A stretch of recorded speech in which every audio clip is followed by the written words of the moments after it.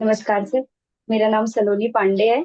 मैं दिल्ली से हूँ और मैंने अपना ग्रेजुएशन भी दिल्ली यूनिवर्सिटी जानकी देवी मेमोरियल कॉलेज से हिस्ट्री ऑनर्स में कंप्लीट किया है।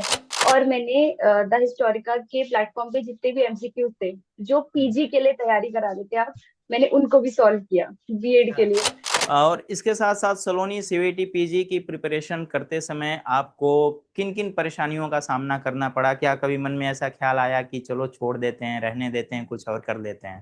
मेरा मानना ये है सर कि आप नवंबर से तैयारी शुरू कर दें, या फिर आप अगर पहले से भी चाहें तो आप इससे पहले से भी तैयारी शुरू कर सकते हैं।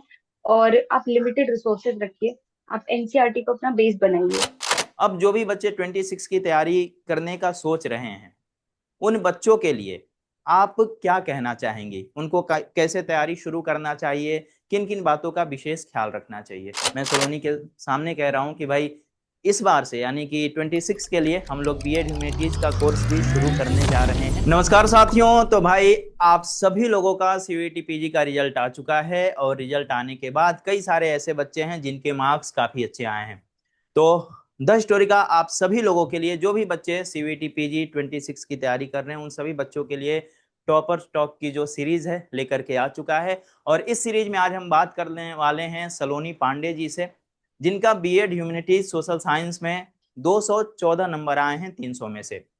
तो हमारे साथ जो है सलोनी जुड़ चुकी हैं। सलोनी, बहुत बहुत स्वागत है आपका द स्टोरिका पर। Thank you. और सबसे पहले आप हमारे दर्शकों को एक छोटा सा अपना संक्षिप्त परिचय दे दीजिए।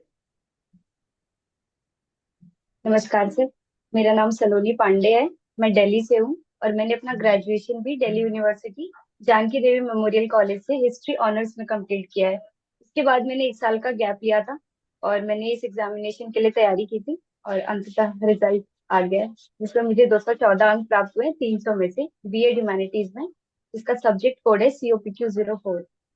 बिल्कुल बिल्कुल, ये बहुत अच्छा स्कोर है। और मैं आपको बता दूं कि इतने मार्क्स जो है ना, इस पेपर कोड के थ्रू बहुत कम बच्चों के आते हैं। अगर आप पिछले 3-4 सालों की कट ऑफ देखेंगी, वो चाहे बीएचयू का हो, डीयू का हो, तो इतना मार्क्स ला पाना सोशल साइंस ह्यूमैनिटीज में बहुत मुश्किल का काम होता है। तो आपके जो है इतने अच्छे मार्क्स आए हैं, इसके लिए बहुत बहुत शुभकामनाएं आपको। और सलोनी, मैं यहाँ पर एक प्रश्न आपसे पूछना चाहूंगा सबसे पहले कि आपने हिस्ट्री से ग्रेजुएशन किया है, तो आप फिर बीएड की तरफ क्यों जाना चाहती थी? आपको मास्टर्स क्यों नहीं करना था? सर, मास्टर्स ना करने के मतलब बहुत सारे रीजन थे मेरे पास। पहला रीजन तो ये था सर कि मैं किसी दूसरे एग्जाम के लिए तैयारी करना चाहती थी, तो मुझे बिल्कुल था कि मैं मास्टर्स तो नहीं करूंगी। तो फिर बीएड करना मतलब मेरा ऐसा कोई मैंने सोचा नहीं था कि मैं करूंगी, मतलब टीचर बनना कभी भी उसमें नहीं था मेरे प्लान लिस्ट में कि मैं ये करूंगी। बट सर, जब मेरा वो प्लान एग्जीक्यूट नहीं हो पाया तो मैंने सोचा कि फिर इस सब्जेक्ट कोड के लिए तैयारी करते हैं। तो मुझे पता चला कि अच्छा, दिल्ली यूनिवर्सिटी भी ये कराती है, बीएचयू भी कराता है। तो फिर मैंने इसके लिए सर तैयारी करना शुरू किया। तो फिर मुझे इसके लिए मतलब गाइडेंस तो अवेलेबल नहीं था, फिर मैंने बहुत ढूंढा, लेकिन मैंने फिर खुद से ही सोर्सेज एनालाइज किए और करा। और इस वीडियो के माध्यम से मैं सबको यही बताना चाहूंगी कि आप मेरी स्ट्रैटेजी से वो चीजें ले सकते हैं जो आपको अच्छी लगे, और आप एक बुक लिस्ट और अपनी स्ट्रैटेजी तैयार कर सकते हैं जिससे कि आपको सुविधा हो जाए इस सब्जेक्ट कोड को तैयार करने के लिए, और आप 214 के, आप इससे भी ज्यादा अंक प्राप्त करें एग्जाम में। बिल्कुल, बहुत अच्छी बात है कि आपने अपना एक स्ट्रेटजी बनाया और आपने उसके हिसाब से तैयारी की।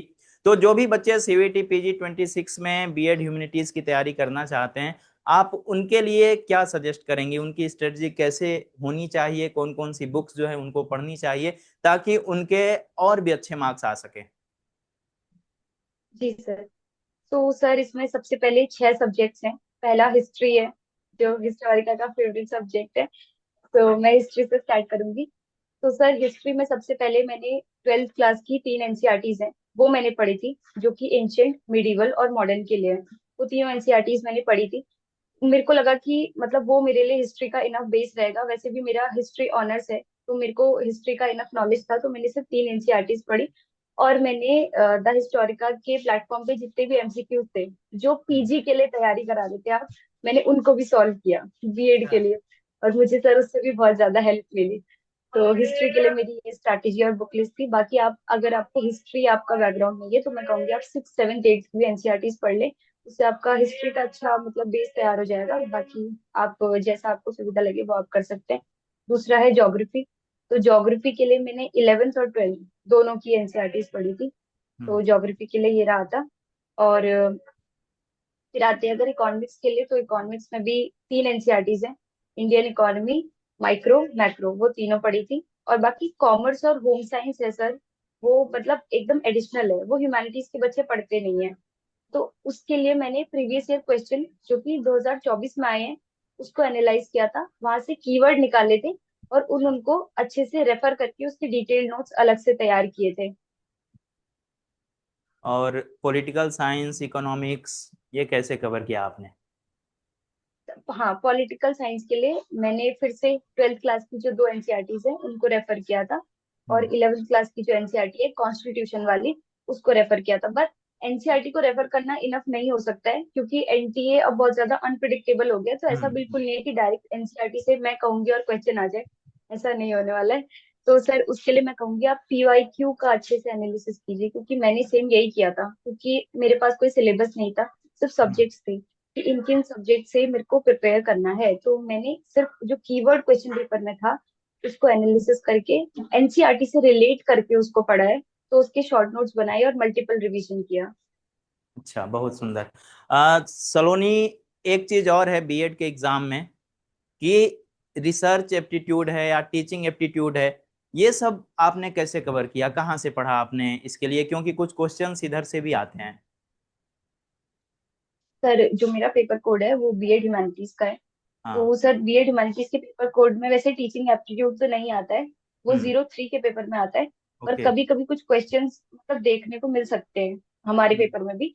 तो उसके लिए मैं कहूंगी कि टीचिंग एप्टीट्यूड के लिए आपको सबसे पहले तो एक टीचर वाला एटीट्यूड डेवलप करना है अपने अंदर, हम्म। मतलब चाइल्ड सेंटर्ड जो हम्म। चीजें हैं उसको सोच के उस क्वेश्चन को सॉल्व करना है। टीचर के पर्सपेक्टिव से नहीं, चाइल्ड के पर्सपेक्टिव से उसको सोचना है। तो टीचिंग एप्टीट्यूड तैयार हो सकता है। और बाकी आप अगर टीचिंग एप्टीट्यूड सर्च करेंगे यूट्यूब पर भी, तो आपको टीचिंग एप्टीट्यूड के कुछ कुछ यूट्यूब वीडियोस मिल जाएंगी, वहां से आप प्रिपेयर कर सकते हैं और आप पीवाईक्यू का एनालिसिस कर सकते हैं। और टीचिंग एप्टीट्यूड के लिए मेरे ख्याल से इतना इनफ रहेगा। ये बहुत सुंदर। सलोनी, एक जानकारी मैं देना चाहता हूँ, जब हमने बीएड का एग्जाम दिया था, बीएचयू बीएड का, उस समय सीवीटी नहीं होता था। तो उस समय जो है ना, बीएचयू बीएड ह्यूमैनिटीज और सोशल साइंस हमारा भी रहा है। तो उस समय में बीएचयू बीएड में history, geography, political science, economics के साथ साथ टीचिंग एप्टीट्यूड भी आता था। लेकिन इसमें एक चीज और है, कॉमर्स से भी काफी सारे प्रश्न पूछे जाते हैं। तो क्या इस बार कॉमर्स से क्वेश्चन पूछे गए थे? सर कॉमर्स से काफी सारे क्वेश्चन पूछे गए थे। हम्म। इवन जो मेरे पेपर में पहला क्वेश्चन था वो कॉमर्स का ही। अच्छा। तो मुझे देख के लगा कि पता नहीं ये कॉमर्स का क्वेश्चन, मतलब एकदम से न्यूमेरिकल क्वेश्चन था सर वो। और ह्यूमैनिटीज के बच्चों के लिए numerical is like a bomb, कि एकदम से तुमने न्यूमेरिकल दे दिया है, अब ये इतना डिफिकल्ट हो गया है। पर ऐसा नहीं करना है आपको। आपको क्या करना है, आपको पेपर को 3 स्लॉट में डिवाइड करना है। सबसे पहले आपको पूरा पेपर गो थ्रू कर लेना है कि इजी क्वेश्चंस कौन से हैं, वो आप उठाइए, इजी क्वेश्चंस को सॉल्व कर लीजिए। सेकंड स्लॉट में आप इंटरमीडिएट क्वेश्चंस पर मूव करिए, जो आपको लगता है आप 50-50 श्योर है कि आप कर लेंगे, आप फिर उन पर मूव करिए। थर्ड स्लॉट में ही आपको जो हार्ड क्वेश्चंस है उन पर जाना है और उनको टिक आउट करना है। अगर आप नहीं कर सकते तो कोई बात नहीं, उन्हें छोड़ दीजिए, पर नेगेटिव मार्किंग की तरफ मत जाइए, वरना आपका बहुत ज्यादा लॉस हो सकता है। ओके, बहुत सुंदर। और इसके साथ साथ सलोनी, सीवीटी पीजी की प्रिपरेशन करते समय आपको किन किन परेशानियों का सामना करना पड़ा? क्या कभी मन में ऐसा ख्याल आया कि चलो छोड़ देते हैं, रहने देते हैं, कुछ और कर लेते हैं? सर बिल्कुल, ये तो सर मेरे ख्याल से सारे ही एस्पिरेंट्स की एक कॉमन दिक्कत है कि रहने देते हैं। एक तो जब से एनटीए ने पेपर लेना शुरू किया है तब से मतलब पीजी वालों की तो हालत खराब है, पीजी का यूजी की भी हालत खराब है। तो सर हाँ, पेपर की अनप्रिडिक्टेबिलिटी को देख के मुझे लगा था कि मुझे शायद नहीं करना चाहिए। पर सर फिर मुझे था कि मैं इसके अलावा क्या करूंगी, बिकॉज ह्यूमैनिटीज वालों के लिए ऐसा माना जाता है कि बहुत ही कम ऑप्शंस, और सच में ऐसा बहुत कम ऑप्शंस अवेलेबल है। पर हम लोग या तो एमए कर सकते हैं या बीएड कर सकते हैं, या फिर वही पीएचडी वगैरह करके रिसर्च में जा सकते हैं, या फिर सिविल सर्विसेज, एक सबका कॉमन ऑप्शन रहता है।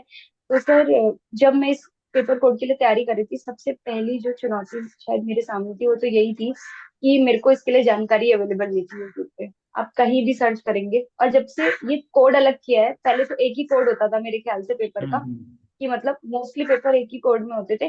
पर अब इन्होंने एसएसटी का पेपर कोड एकदम अलग कर दिया है।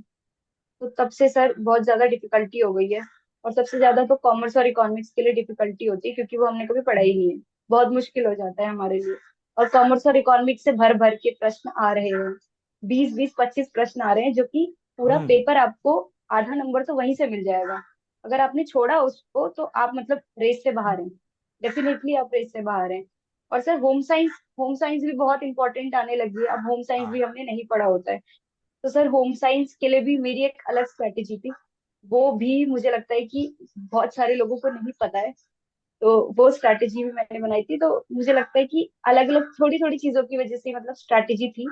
और होम साइंस की ऐसी स्ट्रैटेजी थी कि जो यूजी है, यूजी लेवल पर एनटीए जो एग्जाम करा रहे हैं होम साइंस का, आप क्या करें, आप वो क्वेश्चन पेपर जाके डाउनलोड कर ले यूजी के होम साइंस के लिए। और उन होम साइंस के प्रश्नों में से मैंने देखा कि 2024 में भी प्रश्न पूछे गए हैं, जो यूजी लेवल पर होम साइंस का पेपर आया था। और पीजी के क्वेश्चन पेपर में भी सेम वहीं से प्रश्न उठा कर दिए गए हैं। तो मैंने सोचा होम साइंस के लिए इससे बढ़िया स्ट्रैटेजी क्या हो सकती है। मैं गई और मैंने सारे यूजी के होम साइंस के पेपर डाउनलोड कर लिए। अच्छा। डाउनलोड करने के बाद फिर मैंने उन्हें एनालाइज किया, और इस साल के क्वेश्चन पेपर में भी मुझे डायरेक्ट यूजी के क्वेश्चन पेपर में से पीजी के क्वेश्चन पेपर में सारे प्रश्न देखने को मिल गए। चलिए बहुत सुंदर। देखिए, जहां तक मुझे लगता है कि सलोनी के जो भी मार्क्स आए हैं, ये इनका एक बेहतरीन स्ट्रेटजी का नतीजा रहा है। इन्होंने अच्छे तरीके से सारी चीजों को ढूंढ कर देख करके पढ़ा है। अब बताओ भाई, आप ही लोगों ने अभी सुना कि इन्होंने क्या किया, होम साइंस के लिए यूजी के पेपर्स को डाउनलोड करके पढ़ लिया। तो अगर आप सीयूईटी पीजी 2026 के बारे में सोच रहे हैं, तो जैसे सलोनी परेशान हुई थी इस बार कि इनको कुछ प्लेटफॉर्म्स नहीं मिल रहे थे, अब आपको परेशान होने की जरूरत नहीं है। मैं सलोनी के सामने कह रहा हूँ कि भाई, इस बार से यानी कि 26 के लिए हम लोग बीएड ह्यूमैनिटीज का कोर्स भी शुरू करने जा रहे हैं। तो जो लोग भी जुड़ करके हमसे पढ़ना चाहते हैं, पढ़ सकते हैं। सलोनी, एक चीज और मैं यहाँ पर आपसे पूछना चाहूंगा जी सर। कि आप बीएड करने के बाद क्या टीचिंग लाइन में जाना चाहती हैं? आपको पसंद है, या बस ऐसे आपने बीएड कर लिया? नहीं सर, टीचिंग लाइन में अब मतलब मैं जाना चाहती हूँ बिल्कुल। और इसके साथ में बाद में शायद एमए भी करूँ, तो नेट जेआरएफ करने का भी मेरा मतलब है कि मतलब मुझे एकेडमिक्स में जाना है अब, बिल्कुल। ओके, बहुत सुंदर। क्योंकि जानते हैं आप, बीएड करने के बाद आप 6 to 8 9 10 की टीचर्स तो बन ही जाएंगे, लेकिन बाद में अगर आपको पीजीटी लेवल में जाना होगा, आपको 10th 12th के बाद जो है 11th 12th का टीचर बनना होगा, तो उसके लिए आपको मास्टर्स की भी जरूरत पड़ेगी। तो ये बीएड करने वाले बच्चों के साथ एक बहुत अच्छा ऑप्शन होता है कि भाई, आप बीएड करोगे ना तो किसी चीज के लिए एलिजिबल हो जाओगे। और बीएड के बाद कई सारी वैकेंसीज आती रहती हैं, आप किसी प्राइवेट स्कूल में भी पढ़ा सकते हो। आप दिल्ली में रहते हो, दिल्ली में प्राइवेट स्कूल में अच्छी खासी सैलरी मिल जाती है। लेकिन वहीं डीएसएसबी की जो वैकेंसी आती है, वो बहुत ही अच्छी वैकेंसी है। हमारे आसपास के काफी सारे लोग उसकी प्रिपरेशन करते हैं, कई सारे लोग वहां पर अभी जॉब भी कर रहे हैं। तो मैं चाहूंगा कि आप बीएड करके जो है एक बेहतरीन शिक्षक बने, और अपने साथ साथ जो है आपसे पढ़ने वाले बच्चे जो होंगे उनका भी भविष्य आप रोशन करें। सलोनी, एक चीज और मैं आपसे पूछूंगा कि जी सर। आपने सीवीटी पीजी 2025 की तैयारी करा, आपके इतने अच्छे मार्क्स आए। अब जो भी बच्चे 26 की तैयारी करने का सोच रहे हैं, उन बच्चों के लिए आप क्या कहना चाहेंगे? उनको कैसे तैयारी शुरू करना चाहिए? किन किन बातों का विशेष ख्याल रखना चाहिए? सर उनके लिए मैं ये कहना चाहूंगी कि सबसे पहले तो अगर आपने डिसीजन ले लिया है कि आप सीयूटी पीजी 2026 के लिए तैयारी करना चाहते हो, तो आप बिल्कुल ही करें, आप बिना घबराए करें। सबसे पहले हम्म। तो आप ये मत सोचिए कि एग्जाम कब होगा, क्यों होगा और कैसे होगा। ये आपका काम बिल्कुल भी नहीं है सोचना, क्योंकि हम में से अधिकतर लोग इस बात पे अपना वक्त जाया कर देते हैं कि पेपर कब होगा, कैसे होगा, और एनटीए पता नहीं कब आंसर शीट भेजेगा, पता बहुत नहीं सही क्या क्या बात कहा करेगा। तो आपने, इस बहुत चीजें सही बात कहा। पहले पहले हमारे दिमाग में बहुत चलती है कि मतलब कैसे होगा। ये आपका काम बिल्कुल नहीं है सोचना। आपका काम है कि आपको एक टाइम से तैयारी शुरू करनी है। मेरा मानना ये है सर कि आप नवंबर से तैयारी शुरू कर दें, या फिर आप अगर पहले से भी चाहें तो आप इससे पहले से भी तैयारी शुरू कर सकते हैं। और आप लिमिटेड रिसोर्सेज रखिए, आप एनसीईआरटी को अपना बेस बनाइए, क्योंकि एनसीईआरटी बहुत बहुत ज्यादा जरूरी है। एक सर मैंने बहुत ही एक मैं चीज आपके साथ शेयर करना चाहूंगी, बहुत कॉमन चीज है जो मैंने देखी स्पेशली बीएड करने वालों के अंदर, कि एक सर हम्म। किताब आती है, उसमें बीएड के कुछ क्वेश्चंस लिखे होते हैं, बच्चे उसे बहुत पढ़ते हैं। वो उसे क्यों पढ़ते हैं? वो उसमें सर मुझे लगता है कि इसमें से ही प्रश्न आएंगे डायरेक्ट। वो एक पता नहीं क्या कुंजी टाइप की होती है, कोई अब गाइड मैं टाइप मैं की, बता बच्चे रहा उसे हूँ, जब बहुत पढ़ते हैं। वो एक पतली सी गाइड आती है, ठीक है, और लोग उसी को पढ़ते हैं। वो काफी पहले से चली आ रही है, मुझे लगता है कि जब 1 ईयर का बीएड होता था तभी से वो गाइड आ रहा है, और लोग बस पढ़ लेते हैं कि बीएड के नाम पे इस गाइड को पढ़ना है। अब उसको पढ़ने का कोई फायदा है नहीं, ठीक है, लेकिन फिर भी लोग पढ़ लेते हैं। आप बहुत अच्छी बात बताई कि एनसीईआरटी, एनसीईआरटी आप सीवीटी पीजी हिस्ट्री के एग्जाम में भी इस बार एनसीईआरटी का अच्छा खासा रोल रहा है। तो एनसीईआरटी सबसे ज्यादा जरूरी है बीएड के बच्चों के लिए, जैसा कि आप बार बार कह रही हैं। और हाँ जी आप सर, अपने क्योंकि जूनियर्स को चलते चलते क्या कहना चाहेंगी? सर मैं जूनियर्स को ये कहना चाहूंगी कि एक टाइमली तैयारी शुरू कर दे सबसे पहले। अब तो से मेरा मानना तो ये है, सबसे पहले तैयारी में डाइव ना होए। सबसे पहले आप एनालिसिस करें, पीवाईक्यू देख लें, एनसीईआरटी डिसाइड कर लें, जैसा कि मैंने आपको बताया कि कौन कौन सी मुझे पढ़नी है। और एक टाइम स्लॉट तैयार करें कि अगर आप कॉलेज गोइंग भी हैं तो आप एक टाइम बना लें कि मुझे इस टाइम पर पढ़ाई करनी है और इतने घंटे मुझे पढ़ाई करनी ही करनी है। तो वो एक टाइम आप पक्का बना लें। और सर मुझे लगता है कि 100% अगर मेरी तैयारी थी तो उसमें से 90% टाइम मैंने पढ़ाई की है, तो उसमें से सबसे अधिकांश टाइम मैंने रिवीजन किया है। ओके। सर रिवीजन, मुझे लगता है रिवीजन एक की थी जिसकी वजह से मुझे बहुत ज्यादा हेल्प मिली। क्योंकि अब देखिए सर, क्योंकि फर्स्ट से लेकर 12th तक हमने मोस्टली पेपर लिखा है डिस्क्रिप्टिव स्टाइल में, कि हमें पैराग्राफ्स लिखने हैं, एसेज लिखने हैं, पॉइंट्स पे लिखने हैं। पर हमारी एमसीक्यू प्रैक्टिस की जो आदत है वो कहीं ना कहीं पीछे छूट गई है, क्योंकि हम्म। हमें आता ही नहीं है। तो उसके लिए सर हमें रिपीटेटिव रिविजन्स की जरूरत है, जिससे कि हम एमसीक्यू उस समय हमारे दिमाग पर क्लिक करें कि अच्छा ये फैक्ट मैंने यहाँ पढ़ा था या ये कंसेप्ट मैंने यहाँ पढ़ा था, और वो पेपर में एग्जैक्टली आपको याद आ जाए। नहीं तो आप पेपर में बहुत ज्यादा पैनिक हो जाएंगे, क्योंकि आपको समझ ही नहीं आएगा मैंने कहाँ पढ़ा था कहाँ पढ़ा था। वो आपकी सबकॉन्शियस में कहीं होगा, पर आप उसे एग्जैक्टली पेपर पर नहीं उतार पाएंगे, आप नहीं उसको टिक आउट कर पाएंगे। ओके, बहुत सुंदर। एक और प्रश्न बच गया था हमारे पास। वो प्रश्न ये था कि सीवीटी पीजी 26 के लिए जो भी बच्चे बीएड का प्रिपरेशन करने का सोच रहे हैं, उनको अपनी तैयारी कितने महीने पहले शुरू कर देनी चाहिए, और आपने कब शुरू किया था? सर मैंने तो अक्टूबर से शायद सर शुरू कर दिया था, मतलब मैंने थोड़ा अक्टूबर थोड़ा से? पढ़ना शुरू कर दिया था। हाँ जी सर। ओके। सर मेरे को लगता है तैयारी ऐसी नहीं होनी चाहिए कि 1 महीने पहले या 1.5 महीने पहले आप शुरू कर रहे हैं। क्योंकि मुझे लगता है कि हाँ, एक्सेप्शनल केसेस हो सकते हैं कि 1 महीने पहले शुरू कर दिया और 250 नंबर आ गए। सर हाँ बिल्कुल, एक्सेप्शन ऐसा तो कुछ कभी भी हो कभी सकता है। हो जाता है, कभी कभी होता है हाँ ऐसा। हाँ सर। सर तो वो लोग शायद वो होते होंगे जिनका बेस अपने सब्जेक्ट में और कमांड काफी अच्छी रही हो। हम्म। पर सर जैसे बीएड का पेपर है, इसमें 6 सब्जेक्ट आ रहे हैं, क्या आप 1 महीने में 6 सब्जेक्ट पर कमांड कर लेंगे? बिल्कुल नहीं, बिल्कुल इम्पॉसिबल नहीं, है आप सर, बिल्कुल सही नहीं कही, कर क्योंकि पाएंगे। ये जो बीएड है ना, इसमें 6 सब्जेक्ट है। मान लो आपने 3 साल हिस्ट्री पढ़ा और अब आपको बीएड की प्रिपरेशन करनी है, तो आपको जितना टाइम हिस्ट्री पे देना है उतना ही टाइम आपने ज्योग्राफी पे दिया होगा, पॉलिटी पे दिया होगा, इकोनॉमिक्स पे दिया होगा, कॉमर्स पे दिया होगा, होम साइंस पे दिया होगा, तब जाकर के जो है आपके ये स्कोर आए हैं, है ना? Yes sir. और मुझे मुझे मतलब बिल्कुल विश्वास नहीं था कि ये स्कोर आएगा। तो बिल्कुल अनएक्सपेक्टेड था, क्योंकि पेपर काफी इस साल भी काफी टफ आया था।